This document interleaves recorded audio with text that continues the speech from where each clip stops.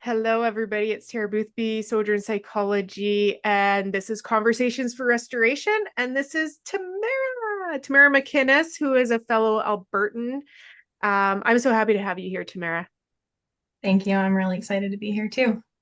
Yeah, and Tamara and I are school friends, so we both go to St. Stephen's University. That's how we met, but we actually only live down the highway from each other. Yeah, Yeah. so so it's kind of neat. We had to go to New Brunswick to meet each other, but here we know each other now. So I guess okay, so Tamara, you're in Camero. So what keeps you busy these days? What are you doing for a job, or what are you passionate about there? Things that keep me busy. I have a little dog. He is 3 years old. He's a little Havanese, 10 pounds. So lots of walks and running around in the backyard with him. I live with my mom and brother for now while I'm in the master's program at St. Stephen's. And for work, I work for a home care company in town. Awesome. And then do you go into people's homes or yeah. Yeah. And is it Yeah. like a So specific? walking alongside people in their life, whatever Okay. supports they need, whether they're elderly and need companionship to stay in their home or they have a disability and Cool. require some supports. But it's about keeping people in their homes as long as Yeah. possible. That's awesome. That's really cool. And you're definitely passionate about people, hey? Like that's been your adult sort of work life is working with people. Yes. Yeah. My first job as an adult was at a vocational training center for adults with disabilities, preparing them for the workforce, whatever career path they chose. So that was my first job. Then I quit that to spend a year in Mexico and just hang out with people and learn Spanish. Wow. And I came back to Canada to study sign language um, as another avenue to connect with people. And in the midst of that, I got interrupted and invited to teach at a Bible school and to work for a small Lutheran mission organization. And through that, I got to foster a team to start a community house. So all about the people and being together. Yeah, that's a full resume for like not even midlife. That's a lot of Yeah. career. And then so fascinating because a lot of our conversation is about sort of this our experiences in church culture and you taught at a Bible school. So what did you actually teach?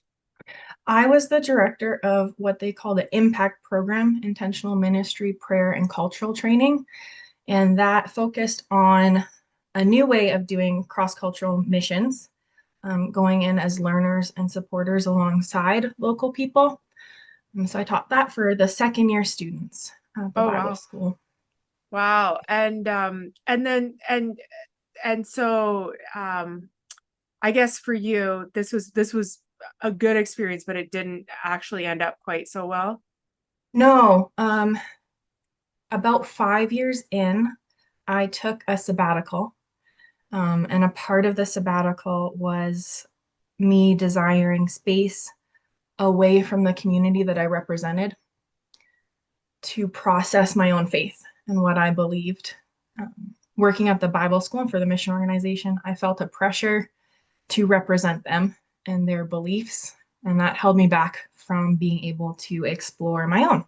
So I took the sabbatical and I chose to start on the Camino. I walked the Portuguese way, the central route for anyone who has walked that. And each morning of my walk, I would ask God a question about my life. And one of my big questions was around my identity as a lesbian, as a queer person, and how I would live that out. And I originally thought I was asking God, do I leave everything and just live a queer life? Or do I follow you and um, continue to suppress this part of myself to fit within what I believed the church taught? And I discovered through that there was a third way, that I could be entirely me, entirely loved by God, and welcome in Christian community. Wow. Wow, that's a great big conversation with God, hey? Yeah, yeah. Maybe it happened on more than one morning walk, but that was one of my questions. The other one was, what do I want my life to look like? And that led to exploring pottery. Oh, more in the yes. daily aspects of that, but um, discovering my identity and that I am fully loved by God in it, that I don't have to cut myself into pieces to belong anymore was Yeah, a really precious revelation. that's huge. And this is a really important conversation within infinite divine love, how we lean into loving ourselves and loving people who are feeling on the fringe. When we felt on the fringe, we get what it feels like to feel on the fringe. So there was something about your queer identity, your identity as a lesbian. You knew it, but you weren't telling anybody. No, I told my mom when I was 13, and then I didn't tell anyone again for about 10 years. At the Bible school, I had the opportunity to teach on singleness. They had a class on relationships. And when I was a student at the Bible school, 7 years before I worked there, that class had emphasized marriage and family. And so I pushed back along with some others and said we need to advocate for all walks within Christianity. So I taught on singleness. And through that, a lot of the students started asking questions about other ways to be a Christian that aren't married in a heterosexual marriage. And so as they asked questions, I felt, oh, I should share this part of me. So at that point, I came out in another level, I suppose, at the Bible school to the students and the staff. But at that point, I would have identified as more a part of the side B community within the LGBTQ plus. For those who don't know the sides, um, in our quest for figuring out how to be queer and Christian, uh, groups and labels have emerged. And side B is affirming of identity, but not lifestyle. I hate that term, but that's the best way to explain it. So they believe that um, queerness, being gay, lesbian, any of the letters that are part of our community cannot be changed. It's innate in how we've been created. But like other parts of life, it's not one that you should live out of, that you should live either a celibate lifestyle or a mixed orientation marriage. So that's side B. And there are really amazing people who are part of side B and advocating for welcome within their spaces.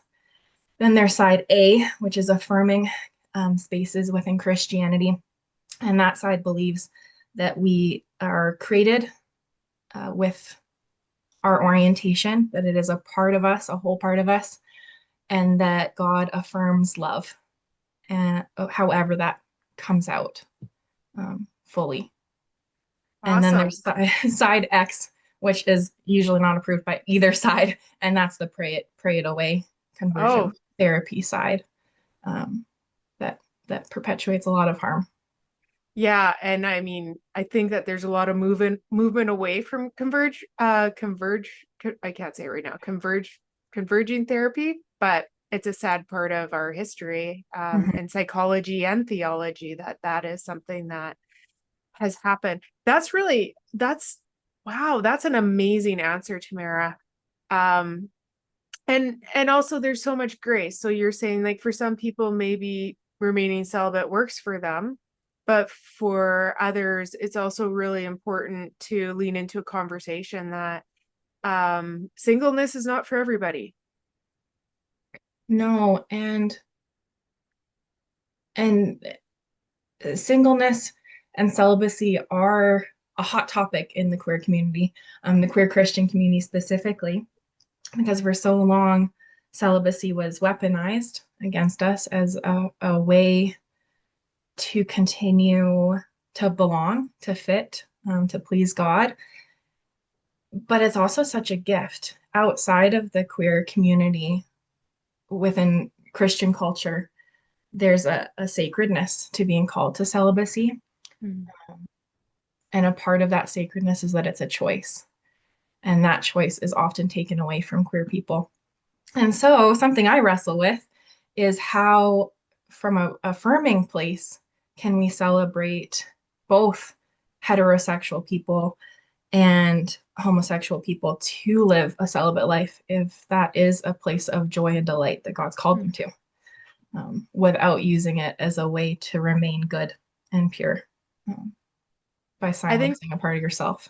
yeah, I think that that is the power, that choice is such an important part of the conversation. And I think, I mean, I'm curious to lean into this piece with you. I think a lot about the harm Puritan culture has done in my life, and a lot of the Christian women that I know. And I'm curious because it felt like a lot of choice was taken away, and a lot of responsibleness for other people's purity was placed on me because I am a woman, and that was really hard to figure my way through. But I'm wondering, I didn't expect to ask you this, but like, how do you see Puritan culture has impacted your experience as a lesbian woman? Hmm. Surprise. No, it's a good question. Purity was one of the first areas I deconstructed, um, which opened the door to the grace to explore other ideas, that led to a more open understanding of God's love around people of different sexualities. Uh, Purity culture is such an interesting topic for Is any it? Christian, I think, because it even I didn't grow up in the evangelical world, but I found my way to it through books. Um, and for me, I think I started looking at purity culture as another way to be good. Um, Knowing that I was a lesbian from a really young age, of probably 11 or 12, I realized I think I was on a quest to find a way to be good. I had heard or experienced, through film or people's reactions or the books I was reading, that queerness was wrong. And and out of that, then I'm wrong. But how can I be good? And purity culture was really popular in the early 2000s. And so I found my way probably into that, all the good books. So I think it was my way to be good, to find that and to find rules. And through that reading, there was lots of information about queer people too, Mm. and their villainization in purity culture, all the different ways of lusting. This is a very rambling answer as I'm processing. I think it's a great answer because Something that, I find funny about purity culture, I often make this joke and it goes over straight people's heads, but I say that I was really good at it because obviously it was never a temptation for me. yeah. So I just A plus that, none of the boys at the youth group were drawing me in. Yeah, you knew you weren't holding hands in the back row of Yeah, Bible no, study. Good for you. Way to go, Tamara. Congratulations. exactly. It's not really Um, a gold star if it's not a temptation, I suppose. yeah, and so there is this, it's interesting because of the added layer of pressure because of your sexual truth, your sexual identity. It just, this is like maybe extra pressure to be even gooder. Is Mhm. that so much of the old lie that I was under was that I could perform and I could be good and good and good and good, and somehow that I could save myself by being performing well. um so there's an added layer, and then the villainizing, because I appreciate that. I I have some sense of what you mean by that. I think that that's an important word for a heterosexual person to listen. Is like, how have we villainized the LGBTQ plus people in the church Mm, and outside of the church? Like, it's two different villainizations, I think. yeah. I, in this journey, I collected other people's stories. Not all are my own. I thankfully um, didn't, when I came out affirming, I wasn't really active in a church. I was partially in and out. Um, so my experience was different in how churches treated me.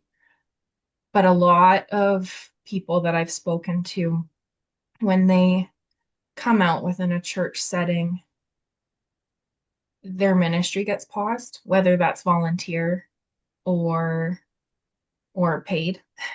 They get put on a leave or reshuffled around to a different position of volunteering, and being moved off of a tech position is hurtful. But oftentimes, when someone comes out, they're moved away from children, Mm. um, which communicates a belief that gay, lesbian, transgender people are predators, and that is affirmed by our governments and church leaders, and then the volunteer coordinators or pastors who move us away from spaces that children inhabit as if we are more dangerous simply because of who we are. That's mind blowing, hey? Mm-hmm. Yeah. And especially with like, because I know you, and to think that Tamara comes out and says, I am actually a lesbian, and then that you, because I know you, and like I can't imagine keeping my children from knowing you because you're just you. Mm-hmm. So it's strange how we find something out about our friend and we change every boundary or every relational aspect just because somebody is, I don't even know, because it's like it is treated like a disease at times, and even still in the church. Yeah. And even when churches make a decision to have a conversation when something comes up, often I wish churches were a little bit more proactive, but we often wait until something happens and then we have a meeting to figure it out. Um,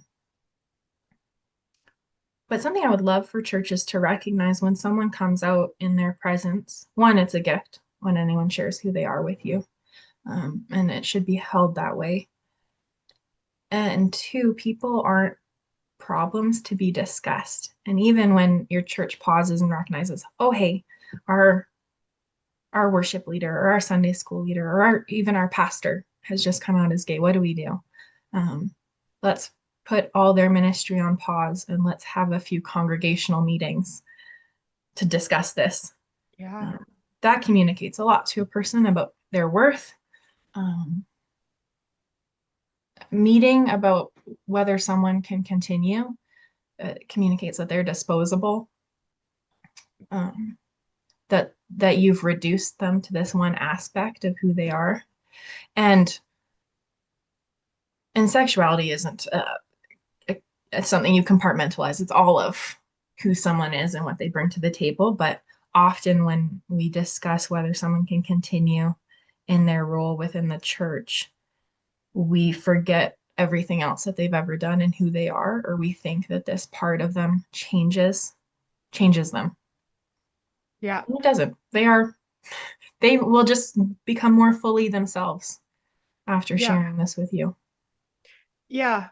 And it is that again, the just the othering. And I think too how we respond to each other within the institute of what's supposed to be a loving community is part of how then we are villainizing the people who are outside of that loving community. A loving community that's unloving is not a loving community.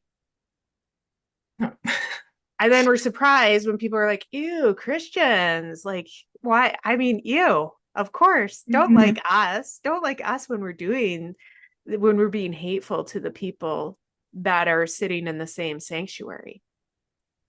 Yeah. Mhm. So then, okay, so when you so you started sharing at the school, so you were teaching when you started sharing about. Yeah, so I was teaching and I would share that I was lesbian, that I was couldn't be changed. I'm not praying it away anymore, but that the right way to live was a celibate life or a mixed orientation marriage, um, which is a whole can of worms. We Which can just look into means that. that you're like have a heterosexual marriage, but you're not hetero. Is that what that means? Yes, Oh, yeah. So wow. there's communities that are for that. I think they also are communities that maybe idolize the institution of marriage, but it's also really hard to be alone. And so if you think that you can't fall in love in the way that God has designed you, then you might look for a romantic roommate, I suppose. So, Well, and even like the idea of choosing that the choice in celibacy, that if your only option is to be alone, and that doesn't fit for a lot of people. The majority of people are not monks.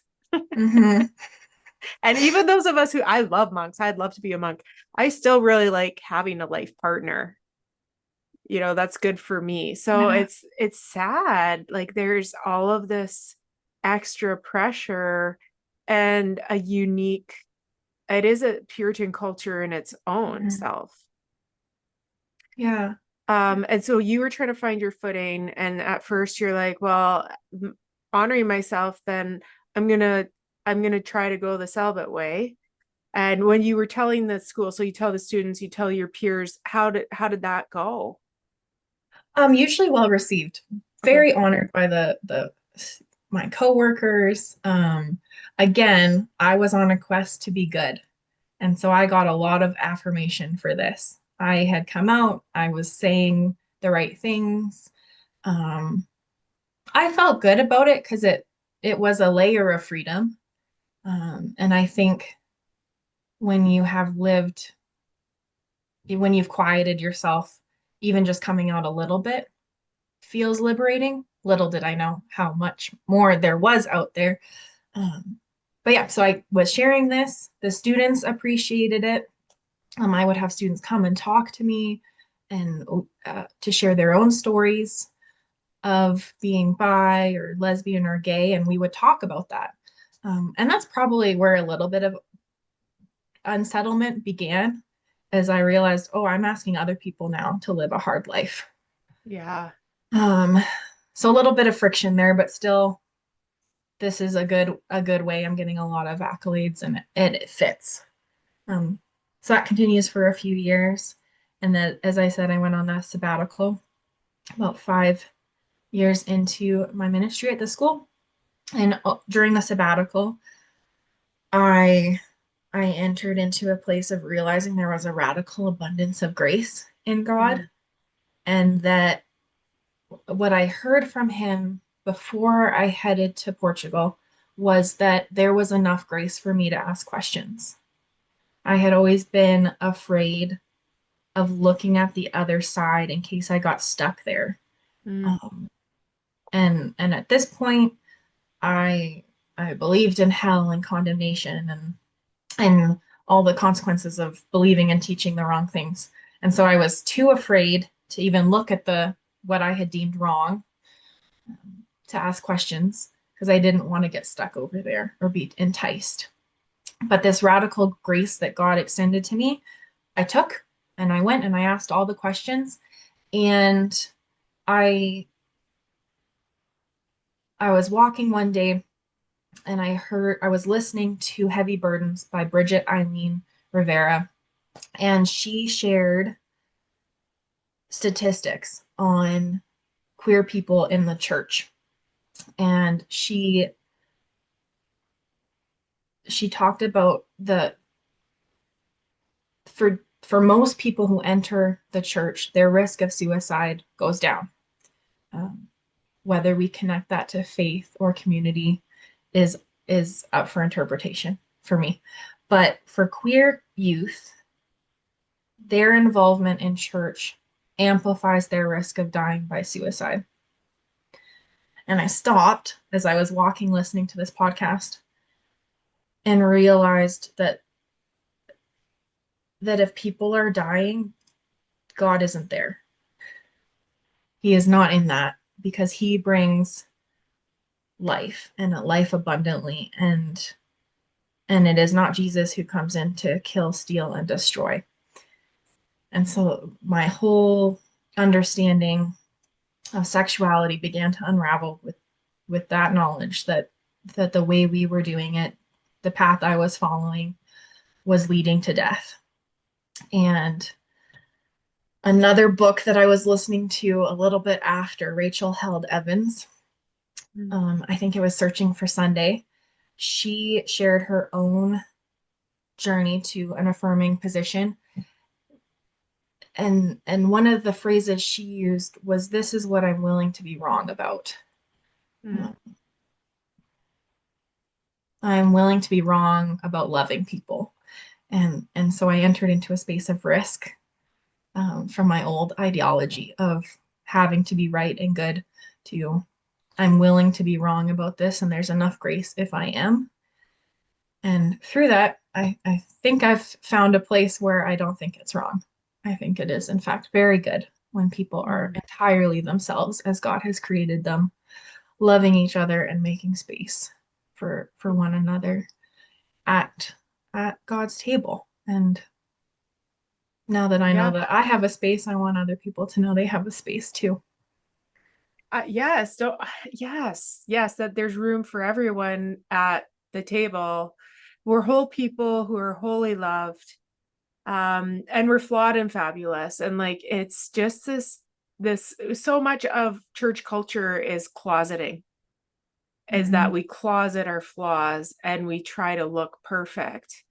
Yeah. And so then there's a pronouncement when somebody understands what it feels to be closeted for Mm-hmm. sexuality. Then there's a huge learning curve for the rest of the church, for the rest of the table, to listen to a story like yours and to feel the gravity, the intense closeting, like the true closeting that you experienced. I Silencing. appreciate, yeah, the silencing. I Yeah. appreciate that you say that the church structure closets, not just queer people. There's so many of us, women. Yeah. Um, I think the disabled community is Yes. closeted. Um, Anyone who is other than who leads. And I heard a quote this morning that made me think of you, Tara. It's by Bell Hooks, and it's their definition of queer. And it says, they wrote, "Queer not as being about who you're having sex with, although that can be a dimension of it, but queer as being about the self that is at odds with everything around it, and that has to invent and create and find a place to speak and to thrive and to live." And I thought of you, but I also, as you connect the church as a place that closets, living authentically, learning to be more like Jesus is at odds with everything around us, even within the church. And the queer community, the LGBTQ plus community, has so much to teach us about living authentically in a place that silences. Whether they're a queer person grows up in a faith oriented home or not, society silences. Um, Yeah. this the I have such hope for the current youth, um, because their TV shows are so different than the ones I grew up with, and I think they're being silenced a little bit less. But yeah, we have so much to learn from people who have lived out loud in a place that tells them not to. Well, and I think it's just when we think about the structure of power, silencing the people who are the most obviously other is a way to keep everybody else in line. Like if I silence the person who looks the most different, then the people who feel their flaws are less likely to showcase them if we can hide them. And I love that you brought up the painful, I mean, love it, but it's painful to hear that the stats about suicide, because all of this is impacting our mental health. And that's, I mean, like, we should be deeply uncomfortable that the church is actually increasing mental illness in people who are marginalized. Like, that should be deeply upsetting. And yet it's still, there's so many people who are going to be offended by you and I having this conversation. Yeah. Prepare for the comment. Maybe. I mean, I think though, like, there's also so many people who are like-minded to you and I, so many of our friends, so many people who are looking at what non-violence means, and so many people leaning into the questions of just like how good and how loving is God, rather than holding unswervingly to infernalism. Yeah. Yeah. Yeah. Mhm.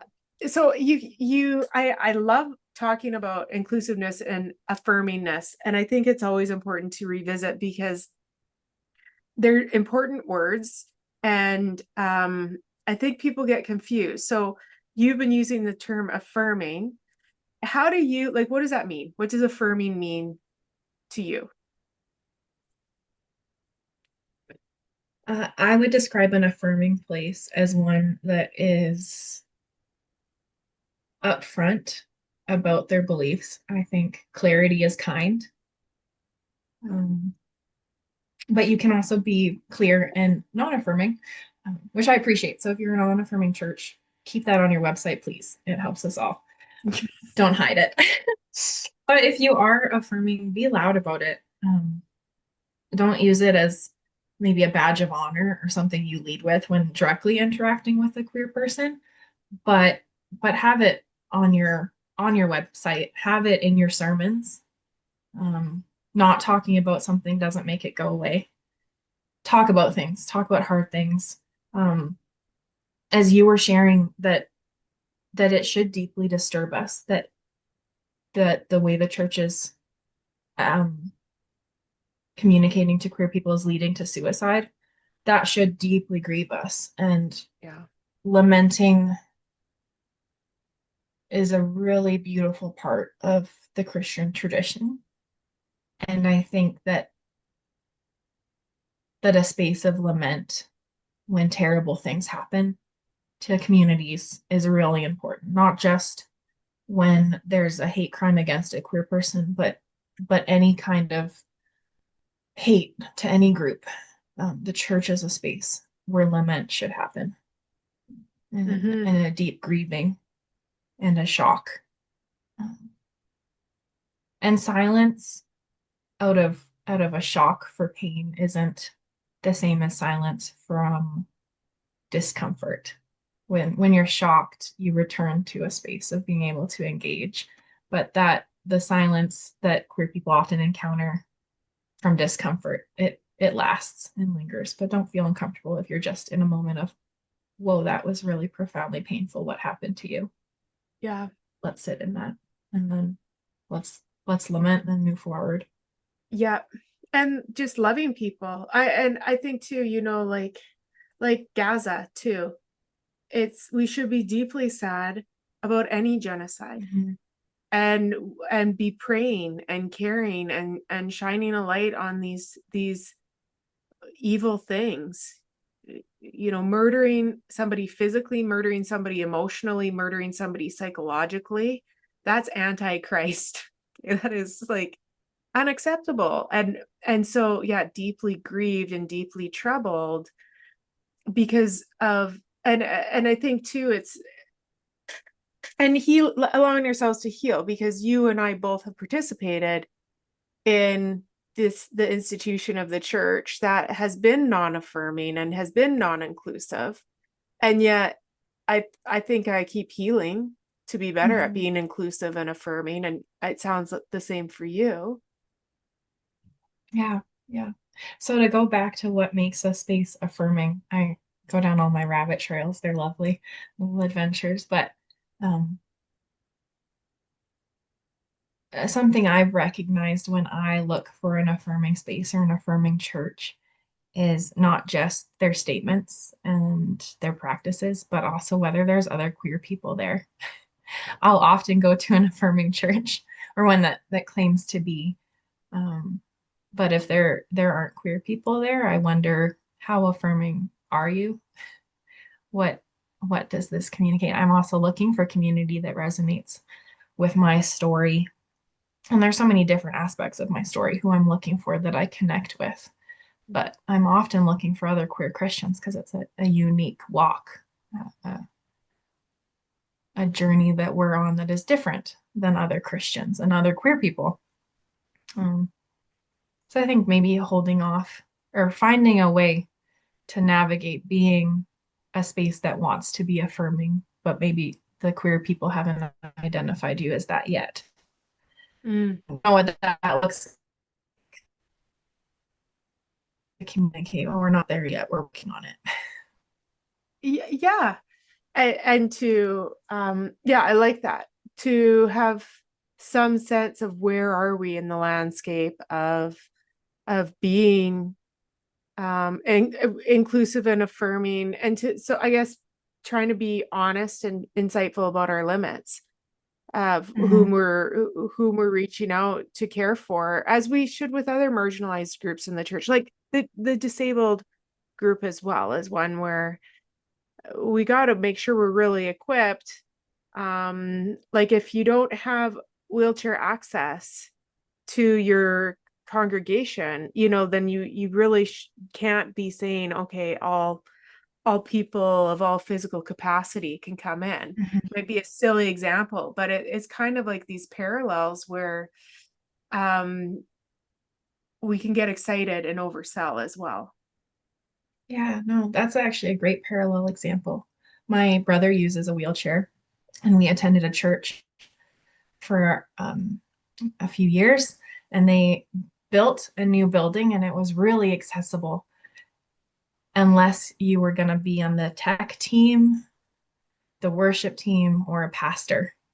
And then it wasn't accessible anymore. And I think a lot of queer people Mm. attend churches that are inclusive-ish, but not affirming, where you can volunteer, but there is a ceiling that will hold you back. Um, and looking at those different spaces, whether that's a stage that someone who uses a wheelchair can't access, or a level of leadership that a queer person wouldn't be welcome to apply for or grow into, Mhm. then your inclusivity falls short. Well, and I think that's where what was really helpful for me was I knew the word inclusive, but when people started using the word affirming, and I started to understand, oh, well, this means I really, really see you as my equal. I really see you as someone to learn from. I really see you as a partner. That was an important learning curve, because it should be uncomfortable to discover what inclusiveness and what affirmingness means. Yeah, yeah. When shared that, um, I shared with one of my pastors that I had been asked to resign from the Bible school, and I told them that it was because I was affirming and gay.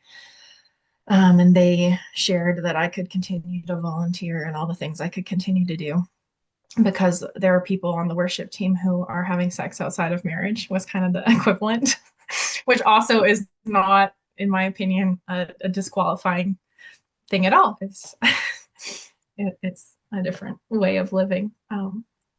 But yeah, that um, they felt that they were being inclusive by not uninviting me from the church or from the volunteer spaces that I had inhabited. But it was a very unwelcoming, very non-affirming conversation. But yeah, that will do that. We'll have those conversations and feel like we're being loving. And I think as Christians, we want to believe that we love each other and Mm. that we love other people. And yet we have all these rules in our head either from misunderstanding scripture or things that aren't even in scripture that we're holding on to, that we've decided are necessary to follow Jesus and to be a Mm. part of this community, that we'll place on other people. And oftentimes those rules conflict with love. Yeah. And then we're in a hard place and rules are really stable and they feel safe. And I think people often run back to the rules when it gets uncomfortable because then Yeah. they don't have to take responsibility for loving or not loving someone when it's hard. It's so it's yeah, and it's the church's, I had a conversation with a friend before, and he's like, it's really important when we talk about institutional trauma that we don't just like blanket statement, and it's good to visualize the specific people who have done damage in our life rather than saying the church. But some of the stuff is themes, and the church has a really great theme of saving face, and sort of shining it up and trying to make we're going to feel okay about this, Tamara, don't worry, you can still volunteer, you can bake cookies for us, you're great at baking cookies. Like, it's just this bonkers thing of trying to control and organize where people can be placed. um and I don't know, I mean, why is that? Just, it's like when people say it's not business, it's not personal, it's business, which is a deeply hurtful thing to say. But a lot of this conversation where we're othering somebody for their sexual identity is like saying, well, it's not personal, it's business. We love you, Tamara. It's not personal, but it's deeply personal. And then other people are observing, so those who bear witness to their somebody who they look up to as a pillar, and how are we impacting the people that are witnessing these type of um excommunications. Yeah, I hopefully I'm not sounding too harsh, but it really is. It's like, did you go No, back, do you no, want to volunteer for them after all of this? Like, do you want to? no. I deeply grieved uh, knowing who would watch when I was asked to leave the Bible school. There were other side B Christians that I knew on staff. There were other people who hadn't come out at all that I was aware of who would now know very clearly what would happen to them if they were to ask questions or look at the other side. I also thought of all the students who come through um, and would watch what was done to me. Maybe they weren't aware of what the school believed, um, and now they would be. And what Mhm. would that do to them in a silent observational space where no one can walk with them through that? Yeah, and it is personal. It was business. When I was asked to leave, there was a fear of what donors would think. So I was financially motivated. But the person who asked me to leave had been my pastor since I was 17, and then had been a friend and a boss, and we had done a lot of life together, and I still wrestle with what it looks like to still feel love and friendship towards someone who hurt me so deeply. Mm. Yeah, that's a hard wrestle. um Hard to like ourselves in that type of relationship, and then that makes it really hard to move within love's kind with that person. That's a big healing piece, to feel so truthfully betrayed and let down, and to trust the sincereness of your experience by somebody that you also have seen a lot of good or a lot of love with. That's very, very sad and unfortunate. um and again, yeah, like you said, the isolation, like how isolating it is. So when you are the example and others are watching, and your realization, how many people have been further isolated, further closeted because of how they mismanaged this experience with you. I don't know if they could have done a different way. Like, I don't know what, I don't know what they could, I mean, maybe stand up to the sponsors, maybe trust that other sponsors would show up. There's no way. Yeah, we'd wrestled with it for a few months. Okay, we can do this. You can have a different understanding of what God teaches on this, Tamara, and the school will remain secure in what they believe. And I thought, this is great. This is a way forward for the church. I wasn't expecting radical change or Mm-hmm. for them to become affirming. But yeah, I don't know if they could have chosen a different way. I don't know what donors would have done. I had a friend um, share with me when I was processing the grief of leaving and just the shock of how I was asked to leave. Um, and she just wondered what donors would have come up had they kept me. Yep.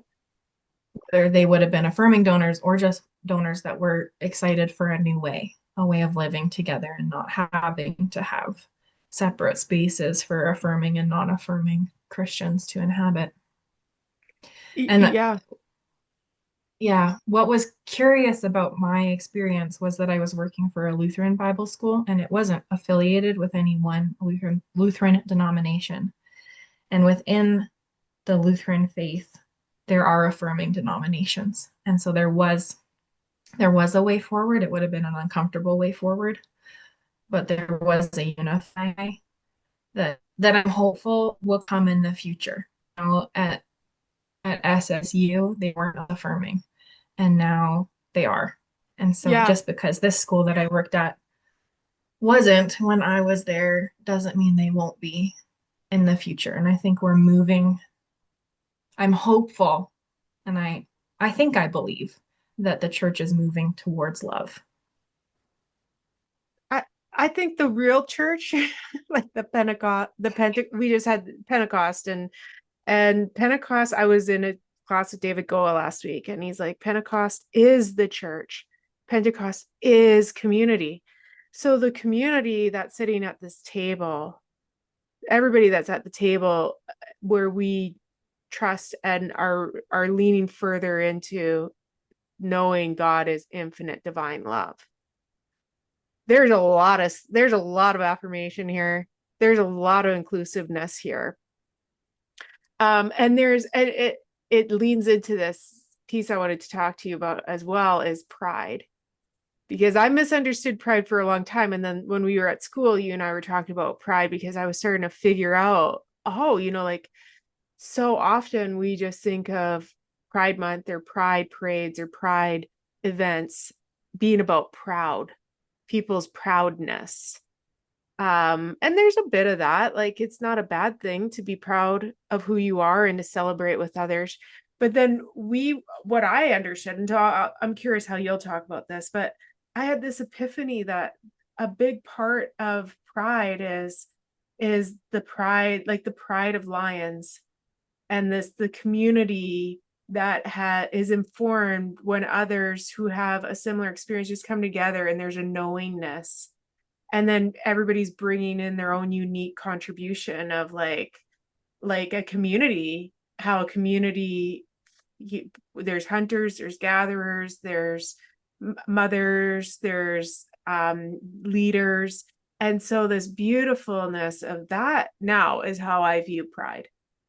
um and it's so much easier to see the goal is actually like a nonviolent protest, Mm-hmm. and it's not about divisiveness, and it's not about being divided from heterosexual people, is how I see it now. Although it's okay, and it's okay for people who are non-white, not in hetero, to celebrate themselves. And I actually don't think I've really ever been offended by that I remember. But it's common for people to be really offended by pride. So I'm wondering, so for you, what do you think? Like, I don't know how you would explain pride to somebody. Hmm. I think you did well talking about the history, that it was a protest, that it originates, and I think pride continues to be necessary as a protest because people are still being targeted. Um, our our rights across North America are being questioned. Mm-hmm. Our humanity is being debated, especially for trans people. Their existence is not just the conversation around dinner tables, but the conversation around legislative tables. And so pride is still a protest. And so that is a good place to start. The way I describe pride or differentiate it from the pride that um, evangelical Christians might shrink back at is is if we think of when we're little and we draw a picture and we show someone, and that pride, you can imagine what it feels like. For me, it's like a flower blooming or a light turning on, a sunrise, and it's a growing kind of pride. It's a happy with oneself pride. Mm-hmm. Whereas I think the pride, because I want to believe the best in people who don't like pride, what I think they're shirking back at is an idea of pride that is top down or oppressive or needs someone else to be smaller so that I can be bigger. As a child, Mm-hmm. when you draw a picture, your picture doesn't have to be better than the kid next to you for you to be happy with it. Um, it is more of it's an inclusive, it's a hug. It's I'm gonna take up my space and then there's space for you too right next to me. Um, it's a lot like when the Barbie movie came out. I was learning about matriarchy. I was like, what is this? What's happening in the world? And I learned that patriarchy is a top-down leadership, and matriarchy is a bringing in and together of all people. And and I think pride within the queer community is like that. And that's why what also annoys people is that there's another letter being added all the time. And I think that comes from that that expansive pride within that says there's enough space for me and you. And what I take won't diminish what you're able to have. Mm. But that oppressive I love pride, that dominance, that would take away from all of us. And that's not what the Pride Parade is about, or any pride yeah, no, event, or having pride in anything. I love that. I love that you brought in the matriarchy. And to me, that fits with this sense of the pride as this healthy pack and the feminine leadership and the leading from within, even though there's a spokesperson, or there's somebody that is honored as like the master of the parade or the guest that's gonna speak or whatever it might be. Um, but it is true. There's no one letter. There, the L isn't better than the G, then the B, then the T, then the Q, then two spirit, then plus. You know, like it's yeah, that's brilliant. And two, you're right. What a great example. Talk about kids and their art. And it's funny what they think is great art and what they think is bad art. And it is their own Yeah. self-evaluation. And it's like, a child who's really happy with their picture is just like delighting in themselves. Love it, Tamara. That's super good. So then and if you're so like, what do we do here? You use the word curious before. I had that word written down. And I'm wondering how you encourage us to use curiosity, but how do we the sort of heterosexual Christians or the people who are not marginalized by our sexual identity, how do we lean more into this conversation? How can we, I don't know, be kind and loving? Great question. Um, I think for any marginalized group, they don't want to be your teacher necessarily. Some people do. I love teaching people, but sometimes I can step into it and then feel uh, a sense of regret that, oh, they took too much or they weren't ready for this. And now this is an uncomfortable space. So what I suggest is for people to read affirming books, go all over the place with what those look like. Um, UnClobber by Colby Martin is a great place to start because he's a straight man, and he's a pastor. And so he feels pretty comfortable as an entry point for people. And then start reading queer authors who have wrestled with the Bible passages um, and the life of a queer person that we can begin to learn from. One of my favorite podcasts is I Try to Be Straight by the first two seasons are hosted by Nate and Susie. And this more recent season, I think season 3 is just Nate.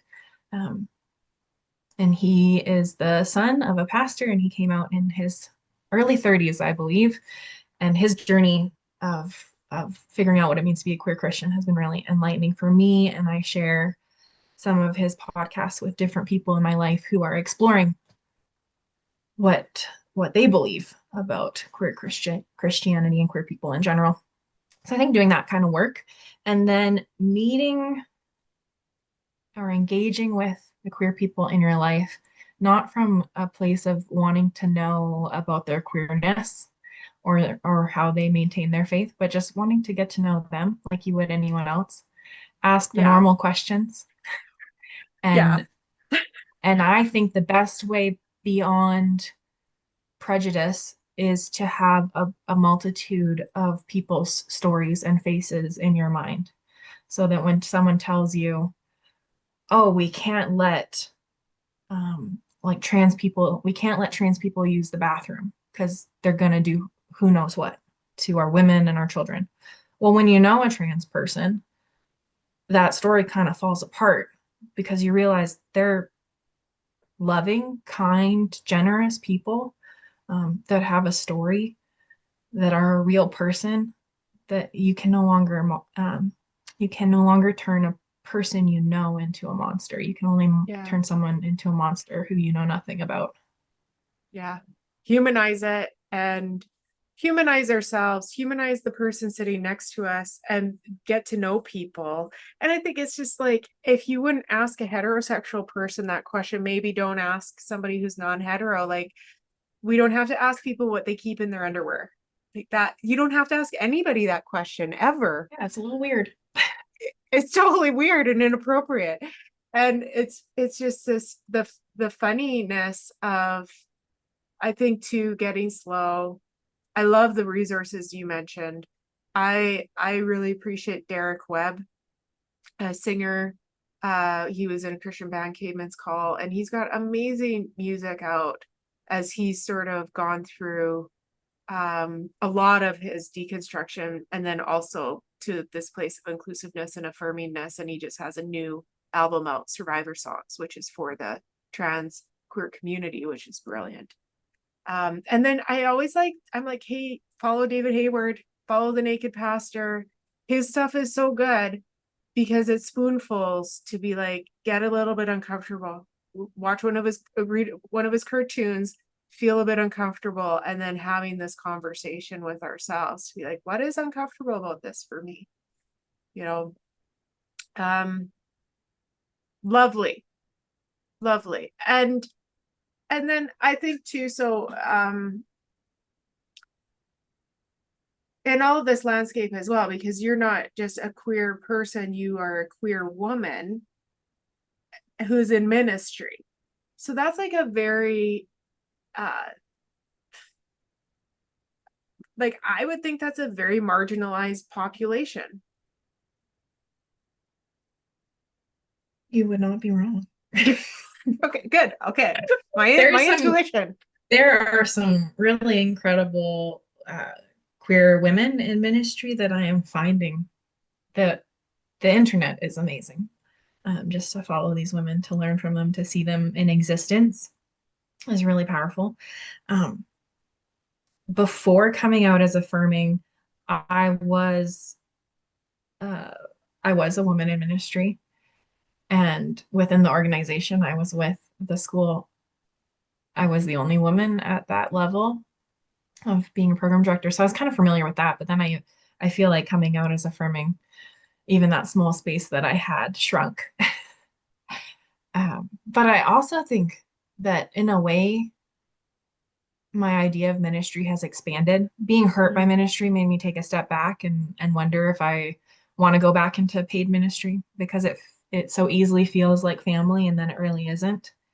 Um, but what I do find is that maybe outside of those confines of organized ministry, there are spaces that women can enter, there are spaces that queer people can enter, um, both physical spaces, but also emotional spaces in people's lives that those traditional religious bodies can't.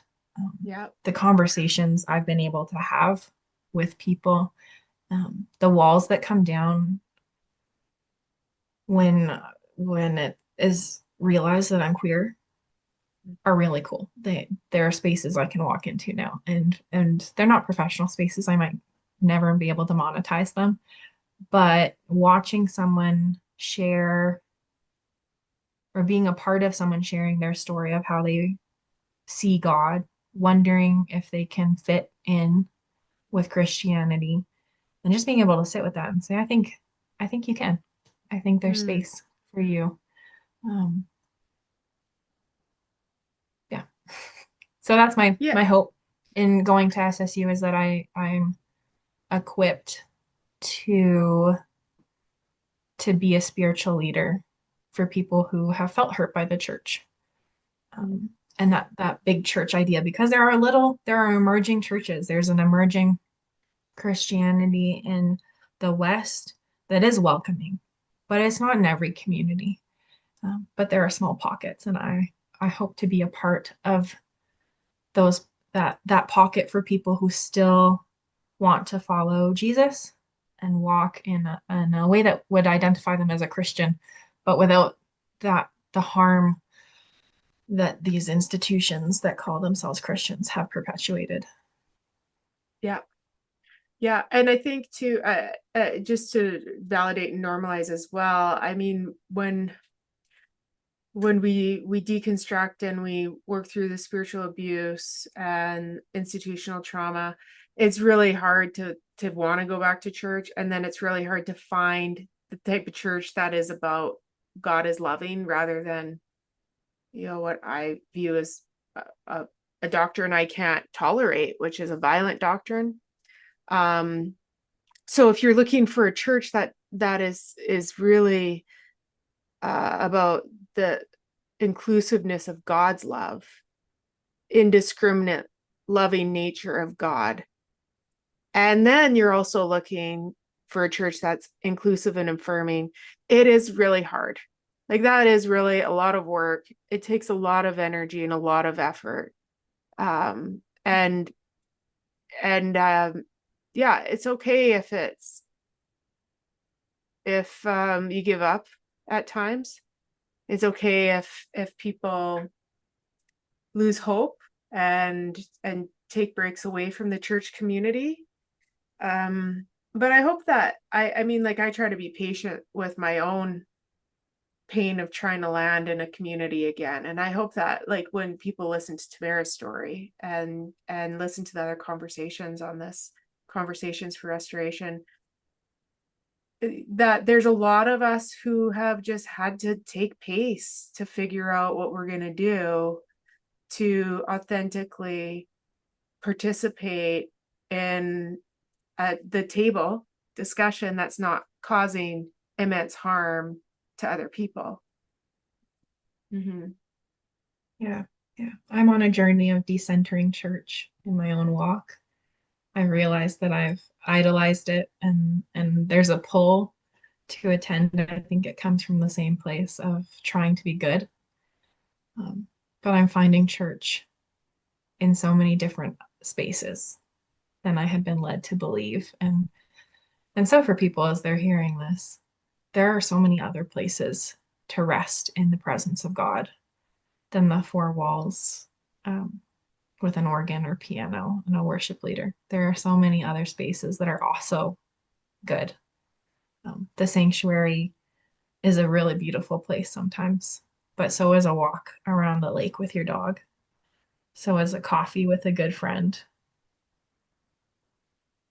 Yeah. Oh my word, girl. Decentering church, that is like boom. That is a well said summation of part of this healing journey. And when we center church, we center the rules of the church. You know who doesn't center church? Jesus. Like decentering church is just so on point with infinite divine love. Yeah, I love that. I love it so much. So winding things down, anything else you wanted to just notice, shore up here? We've talked about a lot of different things, and maybe there's something that we lost track of with all of our meaty rabbit trails. Yeah. I think what I'm left with is that often in these conversations, I emphasize the harm that the church has done, and I do that big C and I paint them with a broad brush. But there are really incredible churches. There are really beautiful spaces of faith. I arrived at an SSU residency just months after leaving the Bible school, and I was pretty quiet for the first 3 days, and then I just let it all out, and I was blown away by a collection of people who follow Jesus in so many different ways than me, but were both shocked by the pain that had been done to me and overjoyed that I was still there. And they, yeah, it was a space of abundant love, and there are so many spaces like that. And so in these conversations, it can seem like there's no hope and we should just throw in the towel, but there's a lot of hope. Oh yeah, Um, and look for those places that are emanating love. There are more of definitely. them than we realize. Yeah, I love that, Tamara. And yeah, SSU is a really great place to land. Open Table Conference is a really great place to land. The Bridge Church in Abbotsford, which is co-pastored by Eden Jerzak, they have some online services. It's a great place to land. And again, my contact information is always available. I'll put Tamara's in here too. If you want to try and ask us if you're looking for a specific place to gather and maybe talk about godish things, then see, ask Tamara and I. If we don't know, I mean, I got some friends that I can ask and try to figure it out together. Yeah, because we're friends on the trail. Thank you so much, Tamara. Um, I'm so proud of you as a friend, and I just love talking to you. I was talking to Ted Hill because I memed you, and Ted's like, "Oh, I've heard so many things from Tamara over the years that I could have been memeing her like hundreds of times." He's like, and you just have a way of saying things that really distills, and it's so helpful, and it's a beautiful voice in this conversation. And I'm glad you're here, and I'm glad that you are brave, and that you're sharing this piece, and helping just me as a friend. It helps me, and hopefully we're helping that somebody else listening to this feels encouraged and blessed by Tamara's wisdom and her story. Well, thank you so much for having me. This was a really good conversation. It is. I love you so much. I love you too. I'm so glad we both hopped on that plane to New Brunswick. I know. Yes, yes. And we will repeat. We're going to do round 2 in the fall. So I look forward to it. All right. Take care. Thanks, Tamara.